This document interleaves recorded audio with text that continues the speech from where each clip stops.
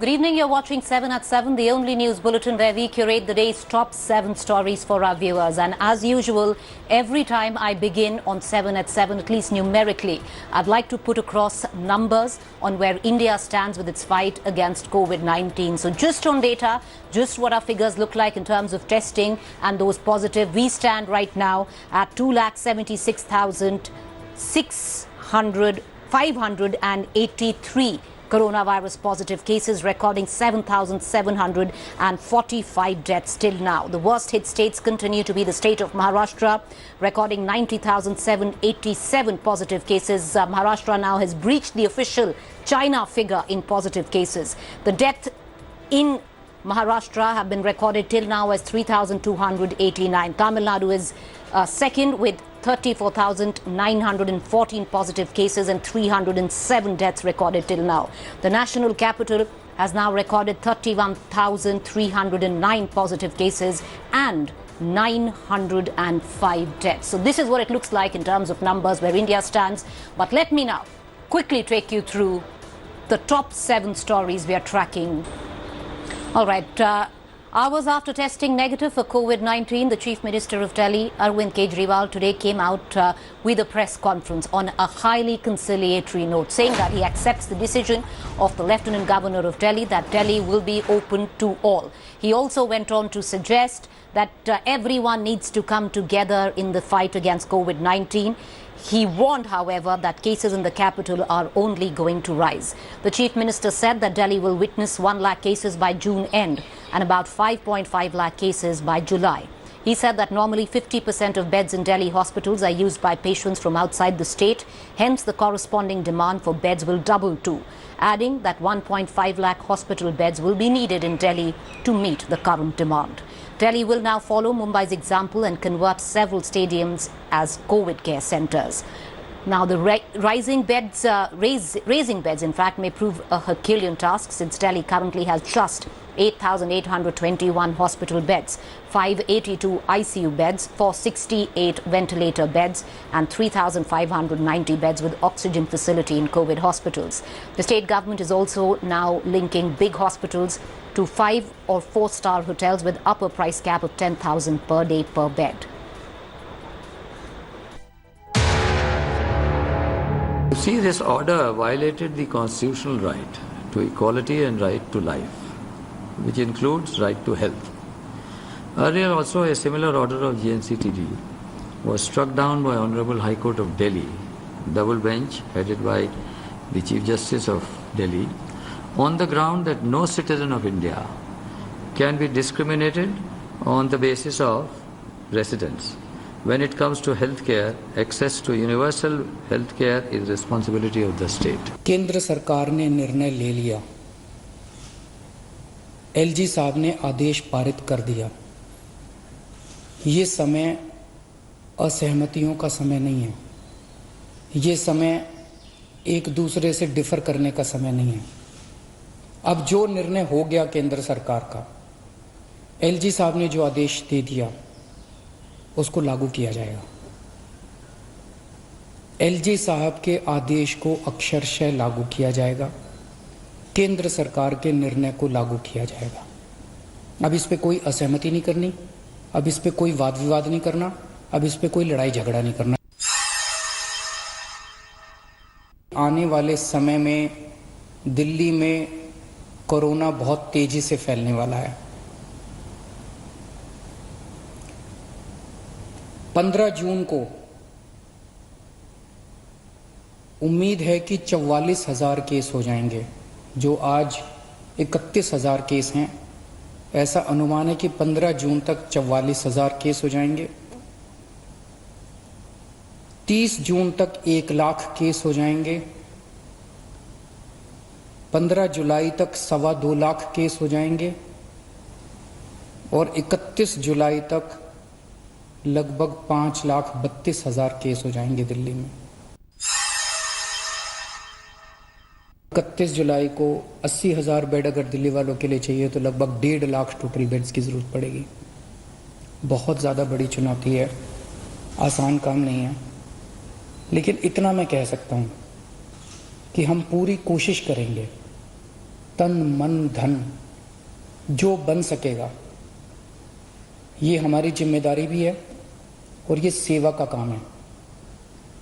मैं खुद निकलूँगा, कल से परसों से मैं खुद ज़मीन पे उतरूँगा, मैं खुद जाके स्टेडियम्स को, बैंक्वेट हॉल्स को, होटल्स को तैयार करवाएंगे। हम लोग जितना ज़्यादा से ज़्यादा हो सकेगा हम कोशिश करेंगे।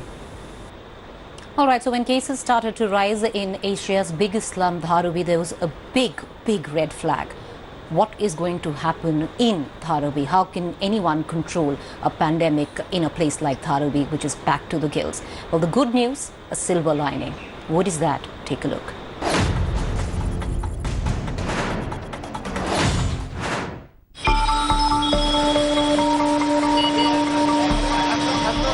Slums, the underbelly of urban India. Densely populated and poorly serviced slums of Delhi, where people live cheek by jowl, are emerging as a big concern as number of COVID-19 cases arise in the capital. For slum dwellers living in these congested, overcrowded slums, like this one called Sudhar Camp in South Delhi's Kalkaji, following social distancing and other hygiene measures to combat the coronavirus is next to impossible. इस सुधार camp में corona positive लोग हैं जिनको government ने यहाँ पे home quarantine के लिए डाल दिया है। हमारी गवर्नमेंट से सिर्फ यही रिक्वेस्ट है कि यहाँ पे होम क्वारंटाइन नहीं चल सकता। यहाँ पे 7,000 लोग रहते हैं और 2 कॉमन बाथरूम हैं, तो सर हम यहाँ पे होम क्वारंटाइन कैसे किया जाए? The most worrying concern is sanitation. Hundreds of people are forced to share a few toilets available.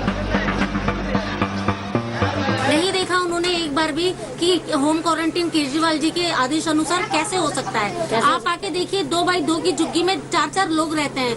Common bathroom है जिसमें ठीक से साफ सफाई की व्यवस्था ही नहीं है। अब कैसे हम लोग होम क्वारंटाइन होंगे और कैसे हमारा बचाव होगा? Safeda Juggi in Geeta Colony is a containment zone. But apart from a police barricade, the locals allege nothing else has been done. And that lockdown curbs eased, it's back to business. But the fear of infection is palpable.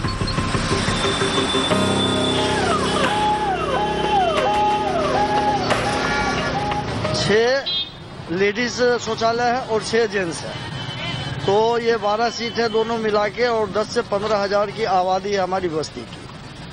एक जब इनको seal तो कर दिया गया, लेकिन ना इनको कोई डॉक्टर देखने के लिए आता है, ना उनके लिए सरकार की तरफ से कोई व्यवस्था है, ना लोगों पे कोई प्रतिबंध है, कोई गाइडेंस देने वाला नहीं है, कोई बताने वाला नहीं है। While the governments have issued various advisories to fight COVID-19, most of these are based on ideal scenarios of managing the crisis. With the number rising in Delhi, the administration will have to devise a strategy for congested colonies like these as well. With Sushant Mehra in Delhi, Bureau Report, India Today.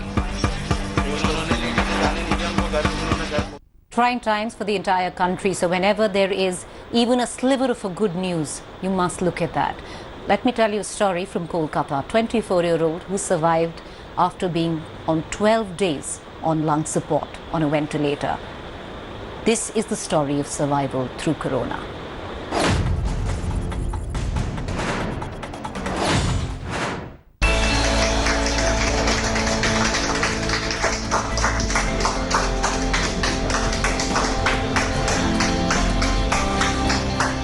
This 24-year-old Kolkata woman is a toast of corona warriors.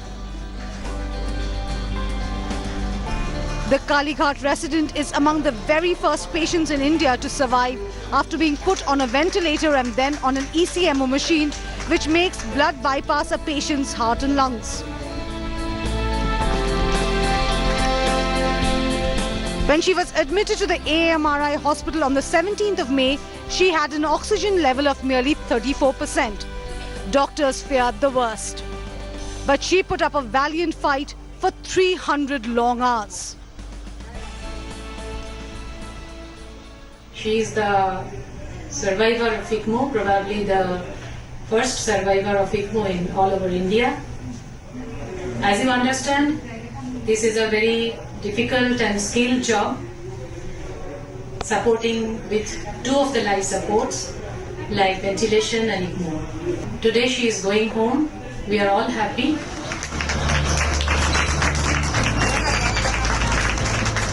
In her return from the brink of death, doctors see a valuable milestone in the fight against COVID. It was a very tough fight from the very beginning, and she had to go through the whole gamut of medical interventions from ventilation to ECMO, and finally it's a huge relief not only for her family but for us as an entire team. The remarkable recovery is definitely a big morale booster for India's medical fraternity. With Manogya Lohiwal, Bureau Report, India Today. All right, let's shift focus to Jammu and Kashmir and the killing of a Sarpanch, of a Kashmiri Pandit Sarpanch in the Anantnag district has caused massive uproar across the country. Now, he was the same Sarpanch who many months ago had in fact pleaded for security from the administration.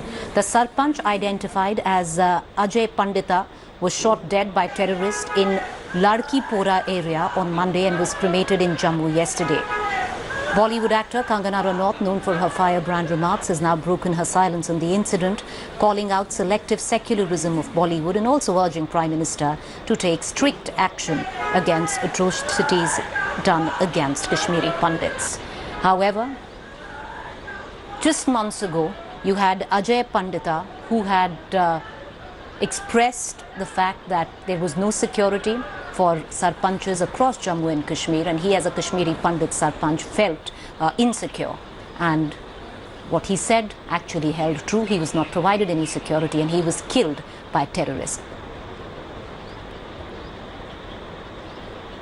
Joining me right now is Nyanata Pandita, the daughter of Ajay Pandita. Nyanata, बहुत शुक्रिया हमसे बात करने का. Thank you Nyanata for joining us. एक ही सवाल करूंगी नयनता आपके साथ, और वो मेरा यही सवाल है कि जो आपके पिताजी थे उन्होंने बहुत महीने पहले बोला था कि उनकी जान को खतरा है, बहुत सारे पंच हैं जो जम्मू कश्मीर में उनके जान को खतरा है, और वही हुआ. आप क्या कहना चाहेंगे एडमिनिस्ट्रेशन से? Message foreign government that first of all I have a question, like if my father asked for the security, as you all know by his like अब तो सबको पता चल गया ना that he was a brave person, but still अगर उन्होंने security मांगी थी तो ये उनकी जिम्मेदारी नहीं थी कि वो उनकी security लाके देते. अब जो ये हमारा लॉस हुआ है इसकी भरपाई मेरे पापा को वापस लाके कर सकते हो क्या? कर सकते हो नहीं ना? जब आपके देश के लिए for if someone for your country did someone and he is just asking for a little thing, and मेरे को पूरा यकीन है पापा वो सिक्योरिटी अपने लिए तो बिल्कुल नहीं, मुझे पता है, मुझे अपने पापा के बारे में बिल्कुल अच्छे से पता है, उन्होंने वो सिक्योरिटी अपनी फैमिली के लिए मांगी थी. मेरे पापा पे जो भी हुआ वो कुछ ना कुछ हद तक तो आपकी गलती है, क्योंकि आपने मेरे पापा की बातों को बिल्कुल अनसुना कर दिया कि भाई क्या है ये सिर्फ एक वो है, मतलब सरपंच है तो क्या हुआ यार, इनको क्या ही होगा. बट डिडंट यू सी, हद ही होती है किसी चीज की यार. अगर उन्होंने बोला तो यार एक बार देने में जाता क्या, उससे हो क्या जाता. अब जो हुआ है उसकी भरपाई कौन करेगा? नाउ थिंग इज मेरे को अपनी ऑब्वियसली मुझे अपनी पढ़ाई कंटिन्यू करनी है, मुझे पढ़ना है, मुझे कुछ बनना है, मुझे जाना है वापस पढ़ने. क्या गारंटी, क्योंकि देखो भाई कश्मीर तो हम वापस जाके रहेंगे, ये मैं 10 बार बोलूंगी 100 बार बोलूंगी, और हम करके भी रहेंगे, वापस तो जाके रहेंगे. क्या गारंटी है मेरे पीछे मेरी फैमिली सेफ होगी? मैं भी अपने पापा की तरह निडर उडर, मुझे भी नहीं लगता मुझे कोई सिक्योरिटी मेरी फैमिली का क्या, मेरे पीछे मेरे को कैसे पता रहेगा कि मेरी फैमिली सेफ है? अब और दूसरा क्या था ये टीआरएफ ने ब्लेम लिया ना अपने ऊपर कि मैंने इनके साथ ऐसा, हमने इनके साथ ऐसा किया है.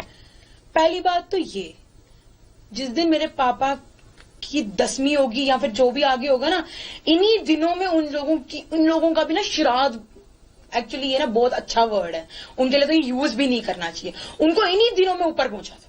सीधी बात, वो ना डिजर्व भी नहीं करते इतने दिन जीना, इतने ऐसे इंसान को मारने के बाद। और डरती मैं उनसे हूं ही नहीं, बिल्कुल भी, सामने बोल रही हूं। इतनी हिम्मत है ना, अगर इतनी हिम्मत है तो भाई तू जिसने भी ये किया मेरे सामने आकर दिखा दे एक बार। तुझे मैं बताती हूँ कि असली मार किसको कहते। तूने मेरे पापा को पीछे से मारा, पीठ पीछे, सामने आके दिखाता ना मेरे पापा के, चीर फाड़ देते वहीं पे। तूने पीछे से वार किया मेरे बाप पे, शर्म है? दिमाग खराब। और दूसरी बात, मुझे अपना नहीं पता, मेरे को मेरी फैमिली सेफ चाहिए, अच्छे से सेफ चाहिए यहाँ पे।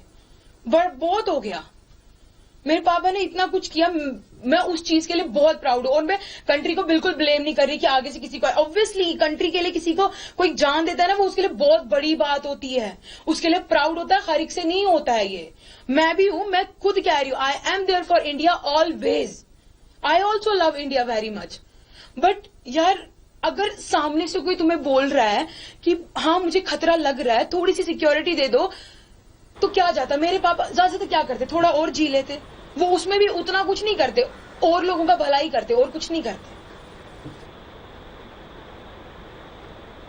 Nayanta Pandita, thank you for joining us. You're a very brave daughter of a brave Sarpanch as well. Thank you for joining us and saying what you are, and we will take your voice forward, and hopefully your family will have security very soon. Thank you, Nayanta, for joining us. And our condolences with you and your family.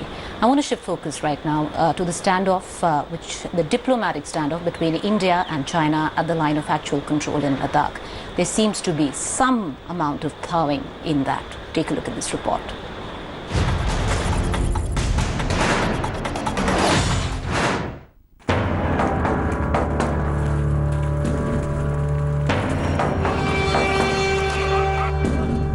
After over a month in a tense standoff, finally a visible de-escalation. 72 hours after top commanders met on the border tension, China has dialed down the confrontation in Ladakh. Across the 4 standoff points, which have seen massing of troops on both sides, China has now reduced its presence and pulled roughly 20% of its troops and combat vehicles back by nearly 3 kilometers. The 3 points include 2 in the Galwan River Valley and a 3rd in the Hot Springs area near India's Gogra post. India too has cranked back some of its deployments, the combined limited de-escalation, a confidence-building measure after over a month of volatility and aggression. Crucially, there's been no change at the 4th standoff point on the north bank of the Pangong Lake, the site where troops of both sides clashed early in May, injuring hundreds and triggering the larger mobilization and ensuing standoff. Sources said Chinese troops in large numbers have been camping at the Finger Four area of the Pangong Tso and are being matched in deployment from the Indian side. There's been no change here. But a limited de-escalation in 3 out of the 4 standoff points is significant and comes sooner than experts expected. This is an excellent sign, beginning reports coming in, and I think in the next few days we're seeing resolution of this ongoing face-offs and standoffs happening in eastern Ladakh. With a visible dialing down of tensions on the ground, the next level of talks of division commanders, major generals could happen any time now or later this week. While most are aware of the larger Chinese mobilization, it is less known that India has mirrored the aggression, deploying between 10 and 12,000 additional troops as part of a reserve force within Ladakh. These troops stay put for now. With Abhishek Bhalla and Manjeet Negi in Delhi, Bureau Report, India Today. All right, shifting focus now. It's a time when the entire world is seeing a massive uprising against racism, with one incident that took place in the United States. Well, if you actually come back home, the issue of racism is not very far off, especially now it's reared its head in the IPL as well. Well, the latest on that is that Ishant Sharma has found himself in a bit of a bother as West Indies all-rounder Darren Sammy accused his Sunriser Hyderabad teammates of using racial slurs, and Indian pacer Ishant Sharma is one of those who happened to be in the eye of this storm.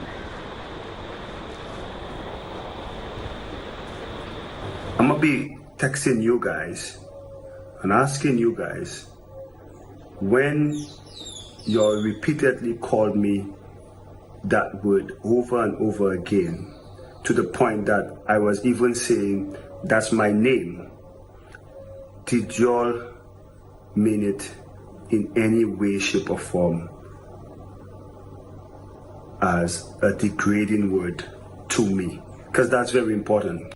All right, with that, it's a wrap on 7 at 7, but every day we do wrap up this edition of news with actually busting certain myths which masquerade to be facts. Now, there is a claim which is floating about which seems to suggest mixing lemon and baking soda in tea actually kills coronavirus. So if you've got that on WhatsApp and you're actually attempting to do so, please do not, because this is false. The fact check on this, no scientific evidence to support this claim.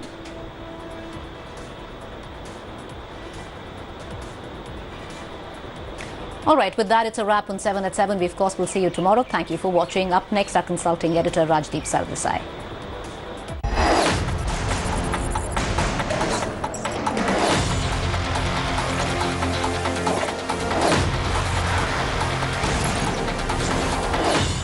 Hi everyone, Preeti Chaudhary here. Hope you like this video. For latest news and analysis, like and subscribe to the India Today YouTube channel. And don't forget to press the bell icon to stay updated. Thank you for watching.